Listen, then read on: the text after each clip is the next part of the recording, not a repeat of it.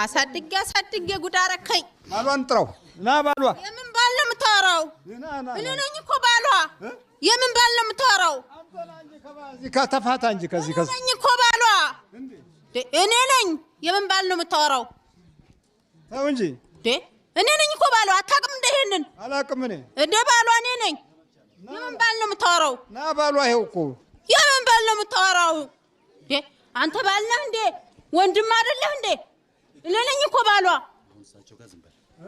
እኔ ነኝ ባሏ እኔ ነኝ በልኛል አንተ እኔ ነኝ ባሏ ይሄው አይደለም ይያለ እኔ ስንት አመት ባለቤቴን የሱ ሚስት ትላለህ የኔ ሚስት ነች አሳድጌ ነው ያገባኋት ለዚህ አበቃኋት እኔ ነኝ ብዙ ነገር ያደረኩላት እኔ ነኝ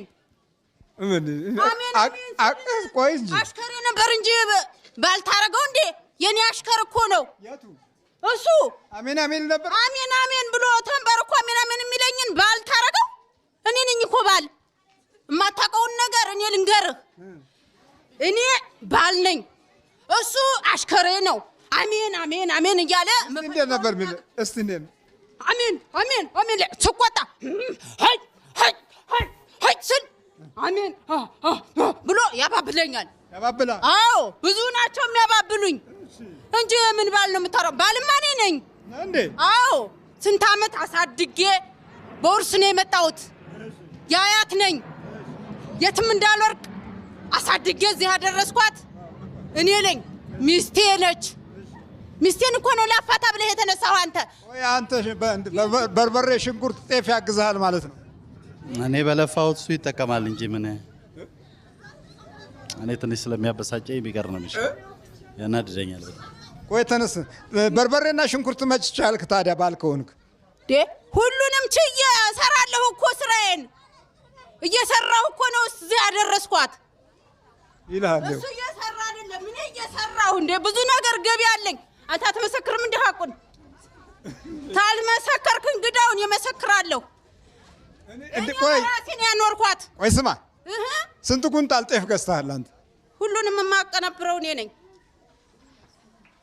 እግዚአብሔርን ባላመንኩበት ሰዓት ላይ ሰርቶ ሊሆን ይችላል አሁን ግን ውሸቱን ነው ከውጭ ሀገር ድረስ እያስመጣሁ መተኛ አልጋውን እንኳን እኔ ነኝ ያገዛሁት አላየኸውም እንዳልጋውን ይላል ሁሉም እኮ የኔ ነው አንድ አልጋ አለና ከዛ አልጋ ላይ ተነስ ይለኝ ነበር ተነስ ይላል ለምንድን ነው ስለው እኔ ነኝ ሰርቼ ያመጣሁት አለ ለምን በበፊቱ ጊዜ እህቶቼንም ገዝቷቸው ስለነበረ ይቆጣጣራቸው ነበር አዎ እንዴ አሁንም ድረስ እነሱ ጋር አለ እኔ ጋር ግን በስላሴ ስም አይችልም እሷ ነች ጥላቴ እሷ ነች ልንገርህ ተመጀመሪያ እስከ መጨረሻ እሷ ነች ፈረስ ልትሆነኝ ያልቻለችው እሷ ነች እሺ እሱ ግን ተመችቶኛል ይመቸኛል መቼ አሁን ነው ድሮ ሄደ እሷ ብቻ መለኩሴ የሆነችብኝ ከኔ ሌላ እሱ ብቻ ነው የደፈረኝ ሌላ አልደፈረኝ ለምን እሱ ብቻ ነካኝ ተሳሳትኩ እንጂ የተጠነቀቅኩ ነኝ ተከለከላል ወን አዎ አልወድም ለምን አልወድማ እኔ እኮ ወንድ ነኝ ማን ነው አንተ እኔ ጠቋራ አባቡሌ ታዲያ ሚስት ምን ማናግባለ ሚስቴ ነች ከመጀመሪያ እስከ መጨረሻ ሚስቴ ነች የት አለ መዘጋጃ ቤት ቀበጣለሁ ሌላ ወንድ ሲመጣ አላስደርስም ለምን አላስደርስም ሚስቴ ነች የኔ ነች ባሳደግኩ እዚህ ባደረስኩ ማን ባሳደገ ማን ምን አገባው ይላል አንተዬ ምን አገባው እኔ ሲበቃኝ ነው ኮሱ የተነሳው እኔ ጨርሼ በቅቶኝ ነበር በቃ ታግዬ ሲበቃኝ አሁን ደግሞ በተራው መነሳቱ ነው አሁን ታዲያ እንዴት ይሻላል አሁን አፋታኝ እንደ ሚስቴ ምን ላርክ ተው ሚስቴ አትበል እሱ ነው ሚስቴ እኔ ነች አልገባም እንዴ ስንት አመት ሙሉ አሳድጌ ያገባኋት እኔ ነኝ በመዘጋጃ ቤት ነው አልወድም አላስጠጋትም የነካት የለም በመዘጋጃ ቤት ነው ያገባሃት ማዘጋጃ ምናምን የኛ ማዘጋጃ የተለየ ነው የናንተ ጋር አይደለም እኮ ተዘጋጅ ከነ ሰራዊት ስንት ናችሁ ሰራዊት ሁለት አንድ አይነት ጥላ ጅግናው ጠቋራ አባቡሌ አንድ አይነት ጥላ አጓራለ ሁለት አጓርተን ጨርሰናል አንተ ለማስተማሪያ ነው በቃ ያለ የምታጓራው እስቲ እንዴ ነው እኛ ስታጓራ እንዴ ነበር ስትነሳ ስትነሳ መጀመር ሳይሆነው ፎክረህ ምናምን ፉከራ አይ ህም አይ ህም አይ ህም አይ ህም አይ አይ አይ አይ አይ አይ አይ ነው የምለው። ይሄ ነው አይ አይ ነው የምትለው። ብዙ ከብቶችም እንደዳን አሜን አሜን አሜን አሜን ሲሉና ያረጋጉልኛል። ቡናዬን ምንን ያቀራርቡልኛል። ይህች ርኩስ ግን ከመጀመሪያ እስከ መጨረሻ ትቃወመኝ ነበር። ጠይቀው ትቃወመኝ ነበር። በላም ተዘጋጅሽ ለሳ ተቃውሞ እዛ በቃኝ። አልፈልጋትም። ገምታኛለች፣ ካርፍታኛለች። ዛሬ ደግሞ ቀጠቀጠችኝ። ተንበርከክ አንተ የደብተራ ቁራኛ ተንበርከክ። አፍለውጣ አብላይ በኢየሱስ ክርስቶስ ስም በል እንጂ አንተ በኢየሱስ ክርስቶስ ስም በስላሴ ስም በወላዲተ አምላክ ስም በቅዱስ ሚካኤል ስም በቅዱስ ገብርኤል ስም በቅዱስ ዮሐንስ ስም ወደ ሲኦል እንገባለን። ቶሎ ሰባት እጩ ነው ቶሎ በል ዘበር ገዝ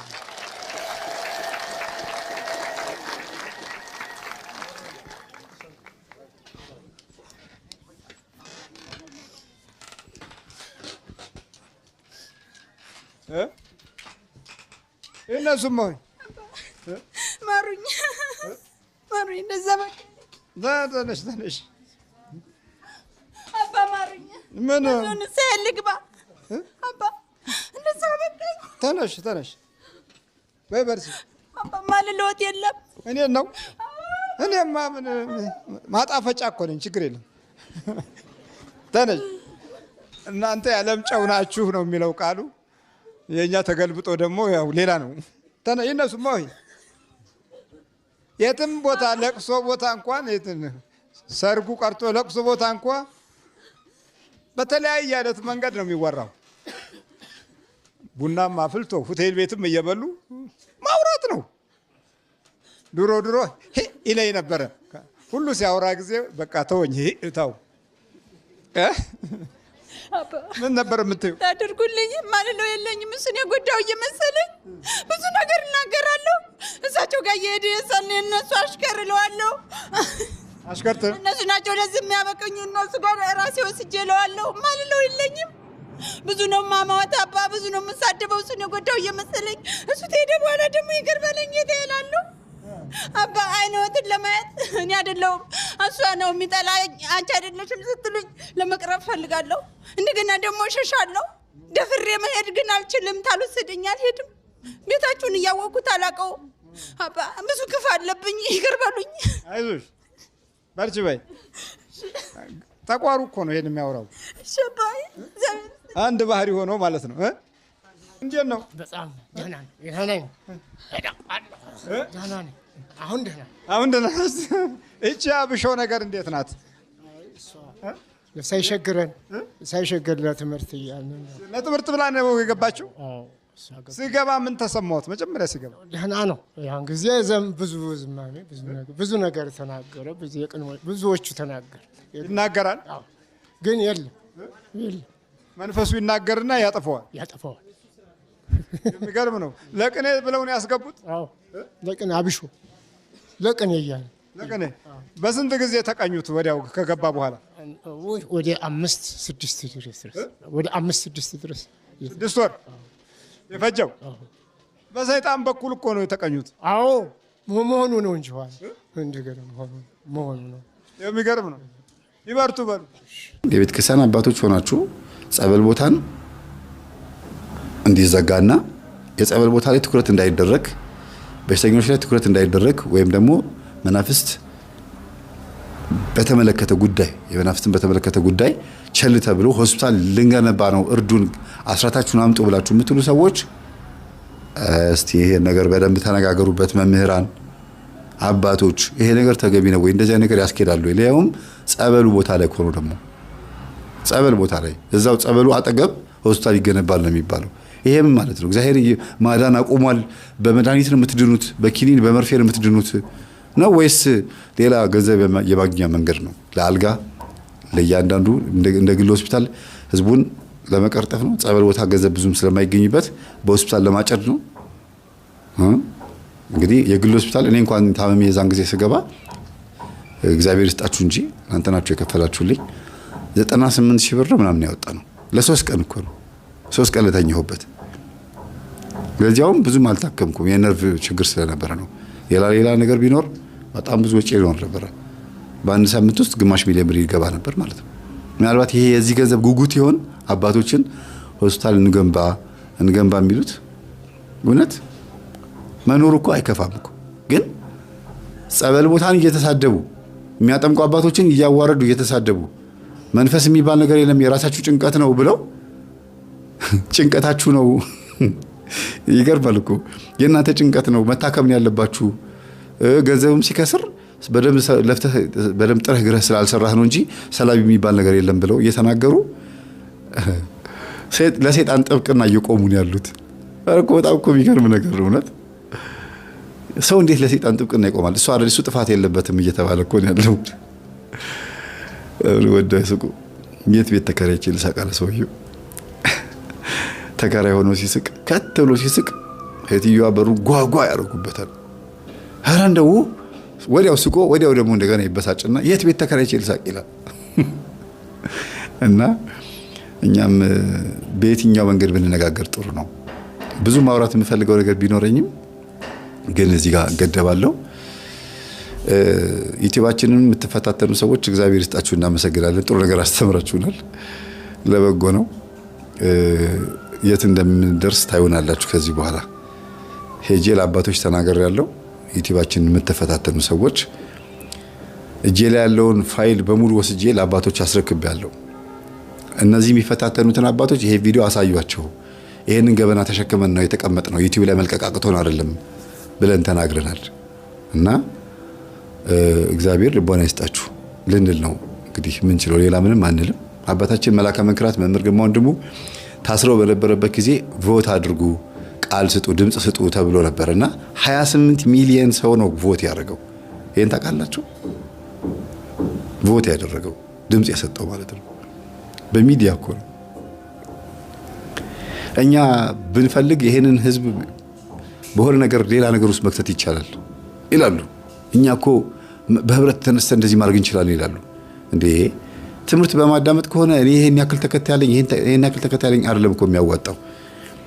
በዚህ ዩቲዩብ መርሃ ግብር ላይ ምን ያህል ሰዎች ንስሐ ገቡ፣ ምን ያህል ሰዎች ቅዱስ ቁርባን ተቀበሉ፣ ምን ያህል ሰዎች ወደ ክርስቶስ ህብረት መጡ ነው የሚባለው እንጂ ይሄን ያክል ሰዎች አሉ ይሄን ያክል ሰዎች ከተባለማ ይኸው ቁጥር መጥራት ይቻላል።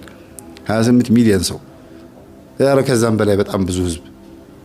ምክንያቱም ውስጡን በቤቱ የሚሰግድ የሚጾም የሚጸልይ ይሄ መናፍስ ሥራ ነገር የገባው በጣም ብዙ ህዝብ አለ፣ በጣም ብዙ ህዝብ አለና የግብጽ ኦርቶዶክሳውያን ዘማሪዎቻቸው እና ሰባኪዎቻቸው ዩቲዩብ ከፍቷል፣ ቲክቶክ ከፍቷል ከተባለ በጉባኤ ነው ተነግሮ ሁሉም ተሰብስበው ሰብስክራይብ አድርጓቸው የሚባለው እንጂ በአደባባይ ሪፖርት አድርጓቸው አይባልም።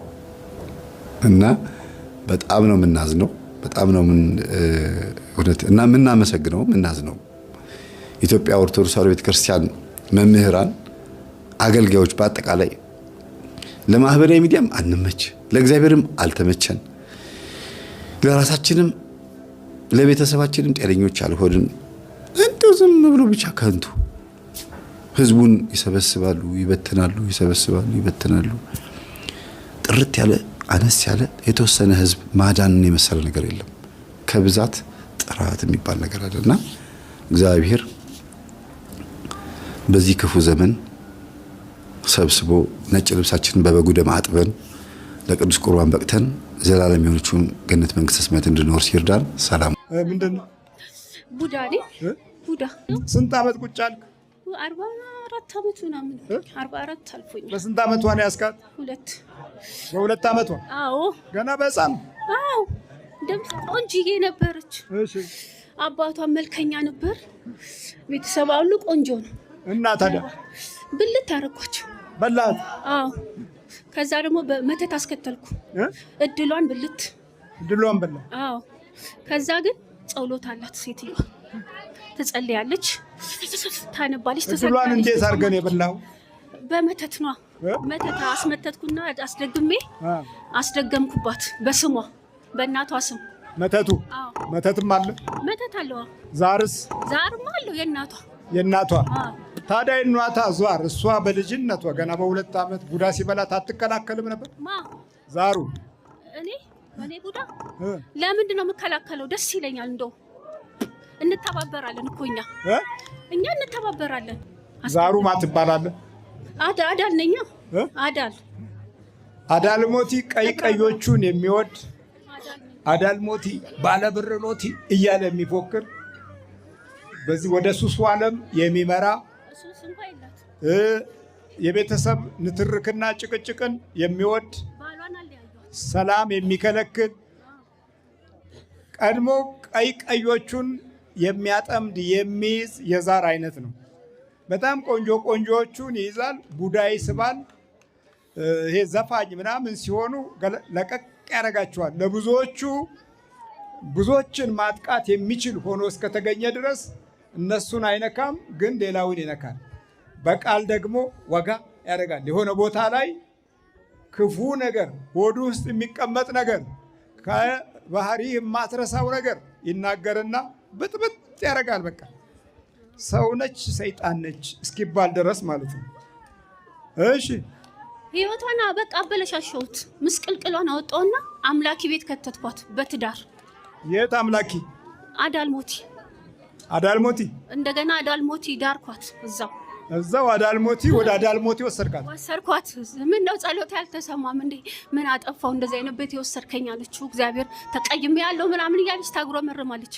ከዛ ግን ጸሎቷ እየበረታች መድኃኒዓለም በጣም ነው የሚወዳት። በእግዚአብሔር ታጉረመርማለች፣ ግን እሱ ይረዳታል። እሱ ደግሞ ይረዳታል። ጸሎት አላ ስግደት የምናጉረመርመው ውስጣችን ካለ መንፈስ ጋር ነው። መጀመሪያ መንፈሳችንን አለየንም። መንፈስን ሁሉ ለዩ እኮ ነበር። ክርስትናችን እኮ መንፈስን ሁሉ ለዩ ይል ነበረ። መለየት ማለት ምንድነው? ውስጥን ስታደምጠው፣ በጸሎት ስታደምጠው፣ በአምልኮ ስታደምጠው፣ እየተናገርህ የማይሰማህ አይነት ሆኖ ሲገኝ ጸሎትን የከለከለህ ወይም ቤተሰባዊ መዋቅር ውስጥ ገብቶ ከማንነትህ ጋር የተያያዘ ጠላት እንዳለ እስካልገባህ ጊዜ ድረስ ታማርራለህ። ቡናም ከተደፋ ውይ እግዚአብሔር ፈርዶብኝ ትላለህ። ብርጭቆም ከተሰበረ እግዚአብሔር ፈርዶብኝ ትላለህ።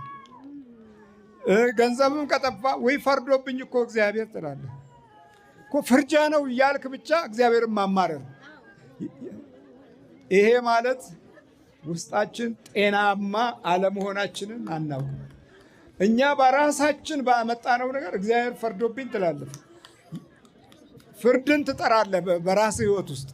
በልተመርከክ ይረዳታል። እድሏን እመልሳለሁ። ሰላቢም አለው መተት። የምን የድል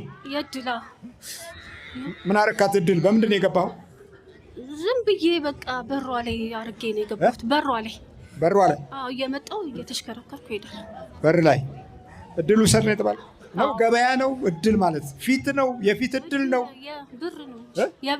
የብር እድል ላይ አለ። አሁን የእድል ቆንጆ እድል አለና ጸጉራን ቁርጥ አርጌ ሰላቢ መተት ግብት። የት ጋር ቆረጥከው ጸጉር? እዚች ጋር ቁርጥ አርጌ። እንዴት አገኘው ጸጉር? አስወሰድኩ። ከዛስ ግን ጸሎት ስላለ መድኃኒዓለም ከቤቷ ስላለ ምንም አልሆነችም። እኛ እየተገፋን ያለ ነው። አሁን ነቃችብህ ብቻ ሳይሆን እግዚአብሔር ረዳቷ ነው። በቃ ጸሎት አለ፣ ስግደት አለ። ትሰግዳለች? አዎ በጣም መስገድ በዕለት ውስጥ መስዋዕት ማቅረብ ማለት ነው። መስገድ ማለት የተፈጥሮ አካላችንን ለእግዚአብሔር አሳልፎ መስጠት ማለት ነው። መስገድ ማለት ትህትናን እና ለበጎነት የሚወስድ ተስፋን ማሳየት ማለት ነው። መስገድ ማለት ነገ ለምናገኘው በረከት አካሎቻችንን ማዘጋጀት ማለት ነው። በልተሰገድ እና ሰይጣን እንዲህ ባለው ሁኔታ ውስጥ እድል አይኖረውም። መስገድ አምልኮት ጀመርክ ማለት ነው። አምልኮት ማለት የእግዚአብሔርን መንግስት በአካልህ ገለጥህ ማለት ነው። ሰይጣን አልሰግድ ብሎ አይደል እንዴት ዋረደው? እድሜ ልካችን እኮ በአምልኮት ግብጾች ናቸው እኛን ያበላሹን። እነሱ ይሰግዳሉ፣ እኛ እንሰግደው። አትስገድ ይልሃል። ክፉን ስትሰራ ዝም ይልሃል። ስግደትን ደግሞ ይከለክሉሃል። የዕለት አምልኮት ስግደት አይቋረጥም። ያ ኃይል ነው። ዲያብሎስ ብርታት የሚያገኘው አደገኛ ስራ የሚሰራው በህይወት ውስጥ የሚያቅደው ከስግደት ስትርቅ ነው። ቤትህ ውስጥ ይኸው እስላሙ የሚተባበረው እኮ ስለሚሰግድ ነው። እንደውም እነሱ እኛ በክርስቶስ ተጠራንና ስግደትን ዝም አልን። እነሱ እኮ መስጊድ ነው ያሉት። መስገድ እንደማለት ሰውየው ብልጥ ነው። መስገድን ሰጣ። እኛ መስገድን ተውንና በስሙ ተጠርተን እንሆልላለን። ዝም ብለን መነጉለን። የተሰጠን ኃይል ትተህ ያልተሰጠህን ችግር እንጠራለን። በልተዘጋጅ በኢየሱስ ክርስቶስ ስም ሁላችንም በስላሴ ስም በመድኃኔዓለም ስም ሲኦል ታስረን ቶሎ ስበት ነው። ማነሽ? ፍቅርተ ኪዳን። እንዴት ነሽ? ደህና ነኝ። አዳልሞቴ ያው ቀይ ቀዩን ይወዳል እሱ እንቅ አድርጎ ያዘሻል። አዎ ይዞኛል። በጣም ችግር ነበር። እግዚአብሔር ይመስገን ግን እየተረዳው ነው የሚኖረው። ያው በእግዚአብሔር ኃይል ማለት ነው። እየጸለይሽ ነው እንግዲህ ኑሮ እንደዚህ ነው። በይ በርቺ።